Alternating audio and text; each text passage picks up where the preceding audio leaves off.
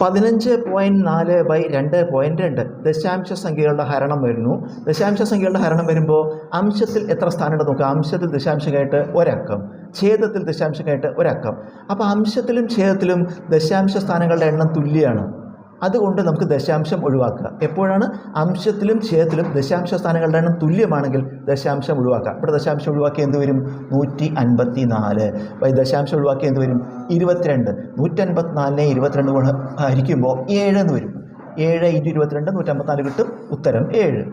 1.25/0.25 അംശത്തിൽ ദശാംശം കഴിഞ്ഞിട്ട് 2 അക്കം, ഛേദത്തിലും ദശാംശം കഴിഞ്ഞിട്ട് 2 അക്കം. അപ്പോൾ അംശത്തിലും ഛേദത്തിലും ദശാംശ സ്ഥാനങ്ങളുടെ എണ്ണം തുല്യമായതുകൊണ്ട് നമുക്ക് എന്ത് ചെയ്യാം? ദശാംശം ഒഴിവാക്കി അവിടെ എന്ത് വരും? സംഖ്യ 125. ഇവിടെ ദശാംശം ഒഴിവാക്കി എന്ത് വരും? സംഖ്യ 25. 125/25 5 എന്ന് വരും. 5 × 25 125. ഉത്തരം 5. ഇതുപോലെ 5.1/0.3 നിങ്ങൾ തന്നെ കണ്ടുപിടിച്ച് കമൻറ്റ് ചെയ്യൂ.